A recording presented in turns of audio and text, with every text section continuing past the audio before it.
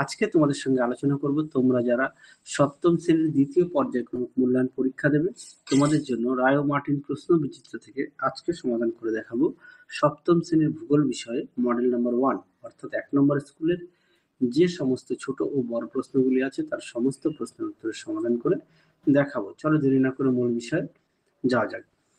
চলো প্রথমে তোমাদের সিলেবাসটা একটু দেখাবো। দেখো এখানে লিখে দেওয়া আছে দ্বিতীয় পর্যায়ক্রমিক মূল্যায়নের পূর্ণমান হবে 25-এর পরিবর্তে 50, অর্থাৎ তোমাদের এবার সেকেন্ড ইউনিট টেস্ট 25-এর পরিবর্তে 50-এ পরীক্ষা হবে।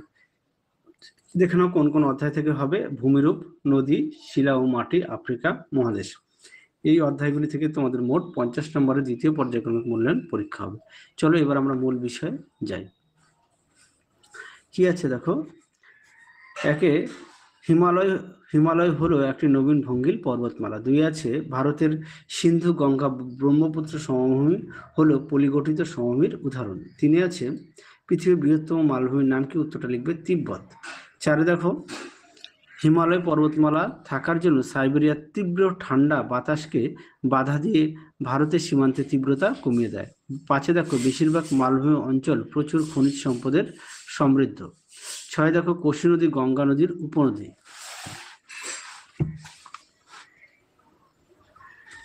পরবর্তী দেখো 7 দাগের শুষ্ক অঞ্চলের সুগভীর গিরিখাতকে ক্যানিয়ন বলা হয়। 8 দাগে দেখো যে নদী একাধিক দেশের মধ্য দিয়ে প্রবাহিত হয় তাকে ড্যাশ নদী বলে, এটা উত্তর হবে আন্তর্জাতিক নদী। 9 দেখো পৃথিবীর বৃহত্তম নদী আমাজন এ কোনো বদ্বীপ নেই। 10 দেখো সারা বছর যে নদীতে জল থাকে না তাকে অনিত্যবাহু নদী বলে। পরবর্তী প্রশ্ন দেখো শুদ্ধ অশুদ্ধ। 1 দাগের প্রশ্নের উত্তরটা হবে অশুদ্ধ, 2 দাগের প্রশ্নের উত্তরটা হবে শুদ্ধ, 3 দাগের প্রশ্নের উত্তরটা হবে অশুদ্ধ, 4 দাগের প্রশ্নের উত্তরটা হবে অশুদ্ধ, 5 দাগের প্রশ্নের উত্তরটা হবে শুদ্ধ, 6 দাগের প্রশ্নের উত্তরটা হবে শুদ্ধ, 7 দাগের প্রশ্নের উত্তরটা হবে শুদ্ধ, 8 দাগের প্রশ্নের উত্তরটাও হবে শুদ্ধ, 9 দাগের প্রশ্নের উত্তরটা হবে শুদ্ধ, 10 দাগেরটা হবে অশুদ্ধ। পরেরটা দেখো বাম স্তম্ভের সঙ্গে ডান স্তম্ভ মেলাও। দেখো কি আছে, একে আছে কঙ্গো নদী অববাহিকা, এটা হবে ডি। ঘন জঙ্গল চিরসবুজ, তারপরে দেখো গ্রস্ত উপত্যকা, এটা হবে ই। দুটি ফাটলের মধ্যবর্তী নিচু অংশ। 3 আছে নীলনদ, নীলনদ হবে কি এ।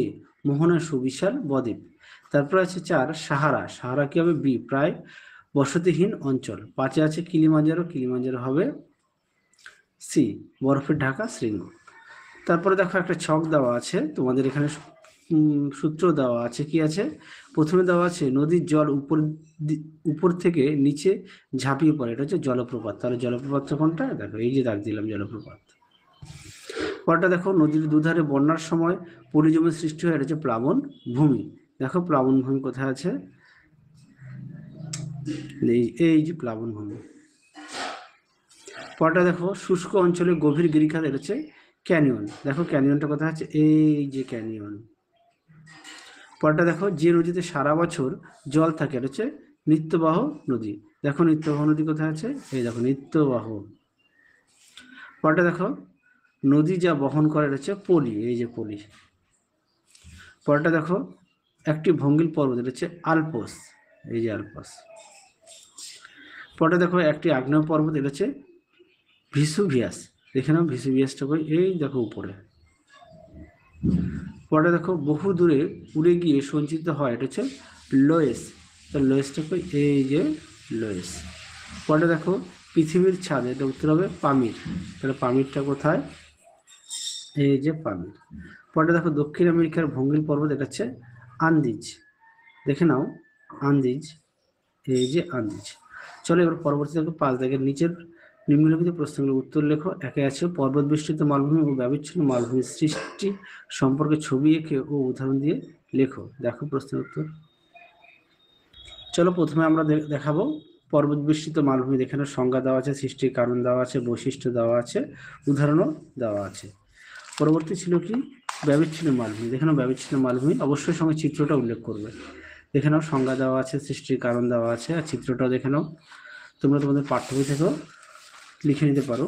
দেখে নাও বৈশিষ্ট্য দেওয়া আছে, দেখে নাও এই পর্যন্ত লিখবে, উদাহরণ দেওয়া আছে। পরবর্তী প্রশ্ন দেখো 2 দাগে জলপ্রপাত কিভাবে সৃষ্টি হয় ছবি এঁকে ব্যাখ্যা করো। দেখে নাও জলপ্রপাত,